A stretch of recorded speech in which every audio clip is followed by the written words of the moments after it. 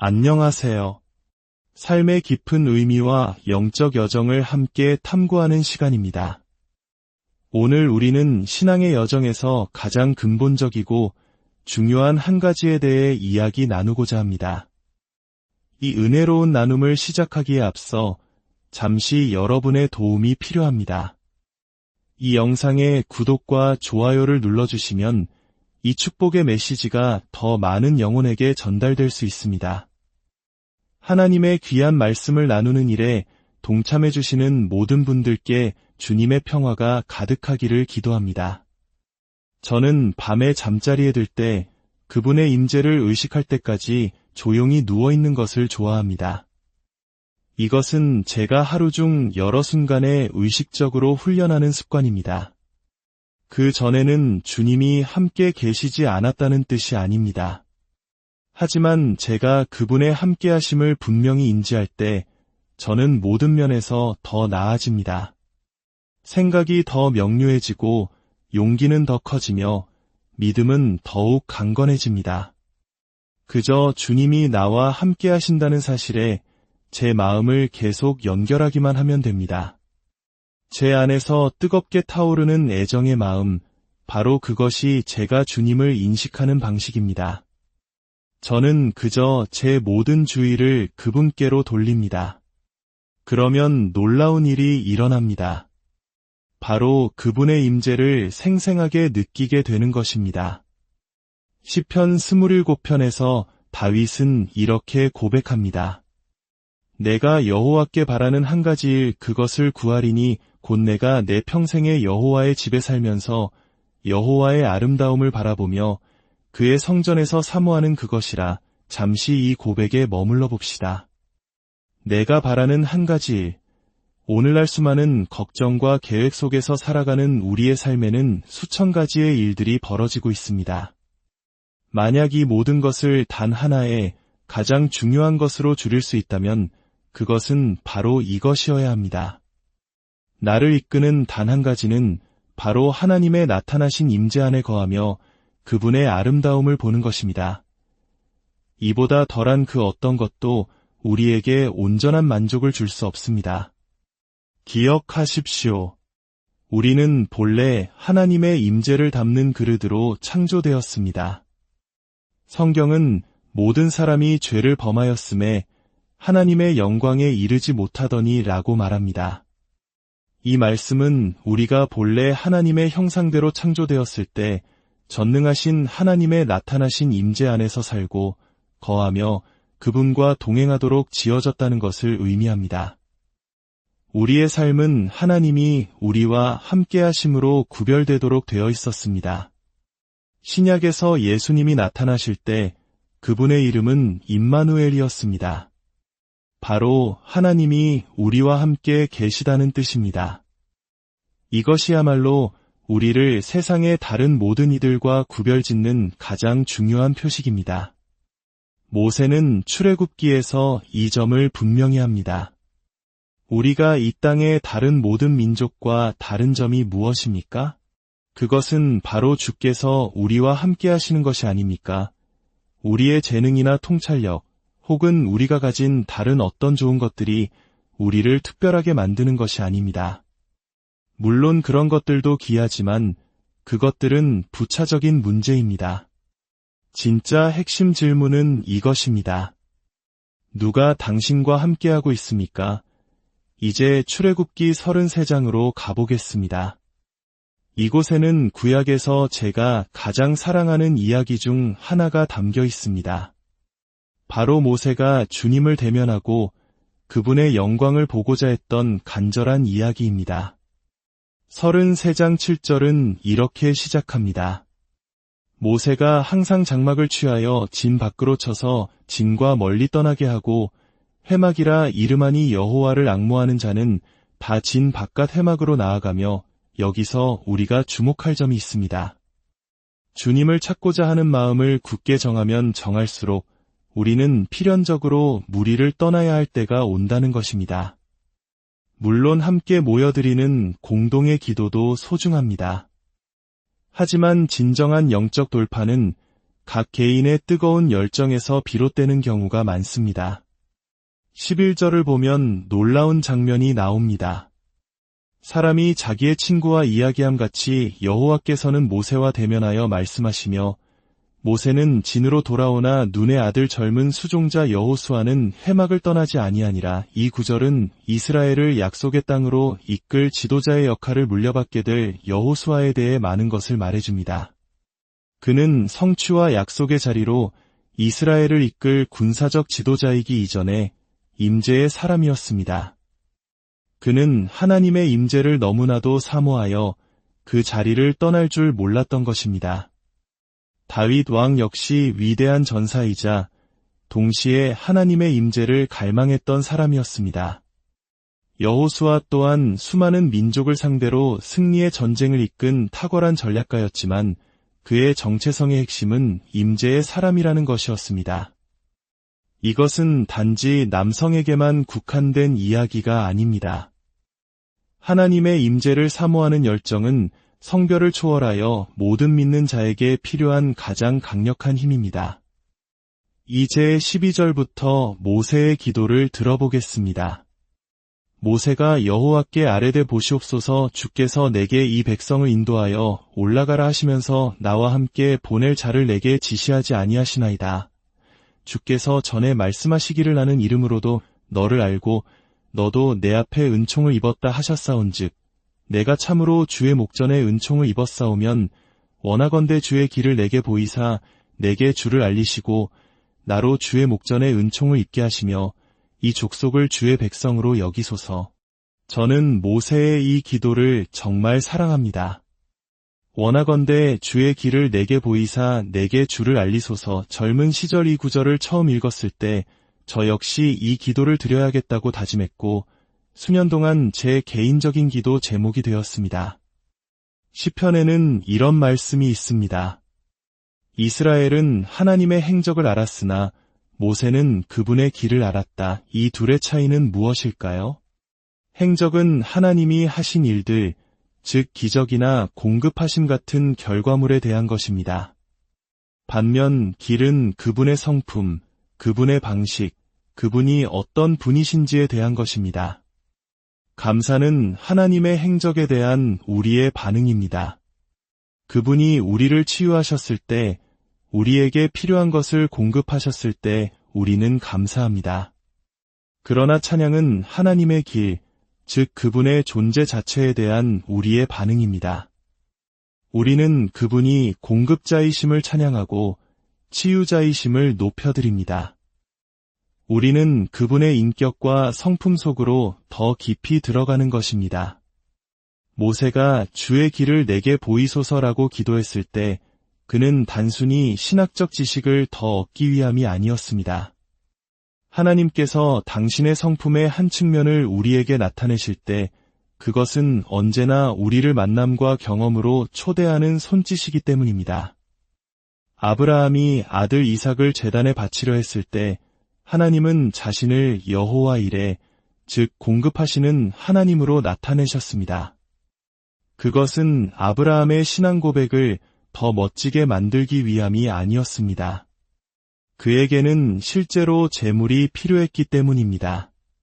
하나님은 자신이 공급자임을 나타내심으로써 아브라함이 그 공급하심을 실제로 붙잡고 경험하게 하셨습니다. 하나님께서 자신을 치유자로 나타내실 때 그것은 단지 우리의 복음이 완전해지도록 하기 위함이 아닙니다. 우리가 실제로 치유받도록 하기 위함입니다. 그러므로 모세의 기도는 하나님의 성품을 더 깊이 암으로써 그분과의 더 깊은 만남과 실제적인 경험으로 나아가고자 하는 갈망의 표현이었습니다. 이야기의 배경에는 하나님께서 모세에게 이렇게 말씀하신 상황이 있습니다. 나는 너희와 함께 올라가지 않겠다. 대신 내 천사를 보내어 너희를 약속의 땅으로 인도하게 하겠다. 만약 내가 너희와 함께 간다면 너희의 완고함 때문에 내가 너희를 진멸하게 될지도 모른다. 여러분, 한번 상상해 보십시오. 모세는 선택의 기로에 섰습니다. 천사의 인도를 받아 모든 것이 보장된 약속의 땅으로 가는 것, 아니면 하나님의 임재와 함께 어쩌면 광야에 계속 머물러야 하는 것. 모세는 주저없이 대답합니다. 주께서 친히 가지 아니하시려거든 우리를 이곳에서 올려 보내지 마옵소서. 이것은 정말 심오한 가치 판단입니다. 모세는 이렇게 선언하고 있는 것입니다. 저는 천사와 함께 젖과 꿀이 흐르는 약속의 땅에 있기보다 주님과 함께 이 척박한 광야에 있기를 원합니다. 이것이야말로 우리의 존재 목적을 이해하는 자의 고백입니다. 나는 단지 내 꿈과 야망의 성취를 위해 여기에 있는 것이 아닙니다. 나는 관계를 위해 여기에 있습니다. 만약 그 관계를 위해 내 꿈 하나를 희생해야 한다면 기꺼이 그렇게 하겠습니다. 저는 그 한 가지 일을 위해 여기에 있습니다. 바로 하나님의 임재 안에 거하는 것입니다. 이것이 바로 임마누엘, 우리와 함께 하시는 하나님의 표식입니다. 성령께서 계약금처럼 우리에게 주어진 것은 우리가 상상할 수 있는 가장 놀라운 개념의 시작을 보여주는 증거였습니다. 성경은 우리가 하나님의 상속자라고 말합니다. 이것은 우리가 하나님 그분을 상속받는다는 뜻입니다. 그리고 더 놀라운 것은 에베소서 1장은 하나님께서 성도 안에서 그 기업의 영광의 풍성함을 얻으신다고 말합니다. 즉, 하나님께서 우리를 당신의 상속 기업으로 삼으셨다는 사실입니다. 저는 이 진리를 온전히 이해할 수 없습니다. 아마 평생을 가도 다 깨닫지 못할 것입니다. 성령님은 영원한 목적, 영원한 계획 속으로 우리를 인도하시는 분입니다. 많은 사람들이 하나님과 사탄의 싸움에 대해 이야기하지만 사실 그 둘은 싸움의 상대가 되지 않습니다.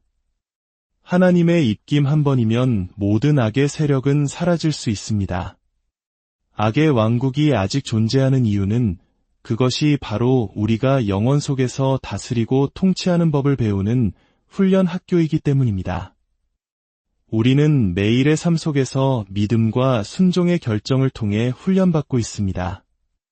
이 훈련이 없다면 우리는 그저 천국에서 구름 위에 앉아 하프나 켜는 존재에 머물 것입니다.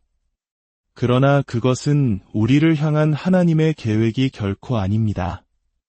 성령님은 우리를 훈련시키시는 분입니다. 심지어 누가복음 4장 1절에서는 성령께서 예수님을 광야로 이끌어 마귀에게 시험받게 하셨다고 기록합니다. 위로자이신 성령께서 왜 그런 일을 하실까요? 성령님은 우리가 이길 수 있도록 이미 준비되고 갖추어진 곳으로만 우리를 인도하시기 때문입니다. 하나님은 우리 백성의 수를 늘리시고 그들을 원수보다 강하게 만드신 후에 원수들의 마음을 돌이켜 그 백성을 미워하게 하셨다는 시편의 말씀이 있습니다. 왜 그렇게 하실까요? 우리가 이미 갖추어진 승리를 실제로 경험하고 사용하도록 하기 위함입니다. 우리가 불안과 두려움에 휩싸일 때 문제는 우리가 이미 받은 훈련과 무기들을 잊어버린다는 것입니다. 지난 전투에서 얻은 모든 통찰과 도구들을 기억하지 못하게 됩니다. 하지만 기억하십시오. 성령님은 우리가 승리하도록 훈련된 곳으로만 우리를 이끄십니다. 로마서 8장 26절은 말합니다. 우리는 마땅히 기도할 바를 알지 못하나 오직 성령이 말할 수 없는 탄식으로 우리를 위하여 친히 간구하시느니라. 2000년 전 제자들이 예수님께 우리에게 기도를 가르쳐 주옵소서라고 했던 그 요청에 대한 궁극적인 응답이 바로 우리 안에 내주하시는 성령님입니다. 성령님은 어떻게 기도해야 할지 아시는 유일한 분이며 우리가 그분께 우리 자신을 내어드릴 때 그분은 우리를 통해 하나님의 뜻을 이 땅에 이루는 기도를 하십니다. 하나님과의 관계는 추상적인 개념이 아닙니다. 히브리서 5장은 우리의 감각이 선악을 분별하도록 훈련되어야 한다고 말합니다. 우리의 오감, 즉 시각, 청각, 후각, 미각, 촉각은 본래 하나님을 인식하도록 설계되었습니다. 제 삶에 단 한 번 있었던 경험이지만 다시 경험하기를 고대하는 순간이 있습니다. 아내와 함께 차를 운전하며 방언으로 노래하며 하나님을 예배하고 있었습니다. 그런데 갑자기 차 안에 달콤한 꽃향기가 가득 퍼졌습니다. 11월이라 밖에는 꽃이 필 리가 없었습니다. 그 향기는 너무나도 생생해서 마치 혀끝에서 설탕 알갱이가 녹는 듯한 달콤함마저 느껴졌습니다. 우리는 그저 계속해서 주님을 찬양했고 그 신비로운 임재를 온몸으로 경험했습니다. 천국에서는 모든 것에 향기가 있고 소리가 있으며 빛이 있습니다. 모든 존재에 신성한 목적과 조화가 깃들어 있습니다. 저는 점점 더 많은 예배 인도자들이 이 땅에서는 들어보지 못했던 천상의 멜로디와 소리를 듣게 될 것이라고 믿습니다. 핸델의 메시아는 바로 그런 작품 중 하나라고 생각합니다. 불같은 성격의 소유자였던 핸델은 한 젊은 시인의 시를 읽다가 천상의 소리를 듣기 시작했습니다. 그는 먹지도 자지도 않고 오선지에 그 소리를 옮겨 적었고 마침내 불멸의 명곡 메시아를 완성했습니다. 그 작업이 끝났을 때 그는 완전히 다른 사람이 되어 있었습니다. 온유하고 친절하며 은혜로운 사람으로 변화되었습니다. 천상의 소리를 들었기 때문입니다. 예수님은 오직 아버지께서 말씀하시는 것만 말씀하셨다고 합니다. 그분은 천상의 소리를 들으셨고 그것을 이 땅에서 선포하셨습니다. 사람들이 그분의 가르침에 놀랐던 이유는 그분의 말씀이 사람들의 마음을 하나님의 주파수에 맞게 재조정했기 때문입니다. 때때로 저는 조용한 곳에 앉아 모든 책임과 걱정, 꿈과 비전을 잠시 내려놓습니다. 그리고 이렇게 기도합니다. 아버지, 지금 여기 아버지의 사랑을 받기 위해 왔습니다. 그리고는 아무것도 하지 않고 그저 그분의 사랑을 조용히 받습니다. 단 5분, 10분이라도 그 시간을 갖고 일어나면 제 마음속에 무언가 변화가 일어난 것을 느낍니다. 우리의 마음은 하나님을 위해 무언가를 수행하도록 만들어진 것이 아니라 그분을 향해 불타오르도록 설계되었습니다. 그분을 알매 경이로움, 그분을 이해할 수 없음에도 그분께 안길 수 있다는 신비, 못 박혔던 그 손이 지금 나를 붙들고 계시다는 사실. 그것이 우리 마음을 움직이는 힘입니다. 여러분이 지금 예수님과 얼굴을 마주하고 앉아 그분의 눈을 바라보고 있다고 상상해 보십시오. 그 사랑의 눈빛에서 이런 말씀이 흘러나옵니다. 여호와를 경외하며 그의 길을 걷는 자마다 복이 있도다. 내가 내 손이 수고한 대로 먹을 것이라. 내가 복되고 형통하리로다. 이 모든 말씀은 그분 자신입니다. 그분이 우리를 바라보실 때 그분의 말씀이 예언처럼 우리 영혼에 심어집니다. 저는 매일 밤 잠들기 전 그리고 하루의 여러 순간에 잠시 멈추어 그분의 임재를 의식하는 연습을 합니다. 어떤 불가능해 보이는 과업이나 불안한 상황에 직면했을 때 저는 잠시 멈추어 그분이 나와 함께 하심을 기억합니다. 내 안에 계신 하나님께서 이 일을 가능하게 하십니다. 얼마 전 아침에 일어났는데 이상하게 집이 그립다는 느낌이 들었습니다. 제 집에서 제 아내와 함께 있는데도 말입니다. 곰곰이 생각해보니 지난 며칠 동안 잠들고 깨어날 때 주님을 가장 먼저 생각하는 습관을 놓쳤다는 것을 깨달았습니다. 그 짧은 단절이 제 영혼의 향수병을 불러일으킨 것입니다. 그때 깨달았습니다. 그분이 바로 나의 집이었습니다. 그분의 임재가 바로 우리가 돌아가야 할 본향입니다. 이 말씀을 듣는 모든 분들의 삶에 하나님의 임재가 늘 함께 하시기를 기도합니다.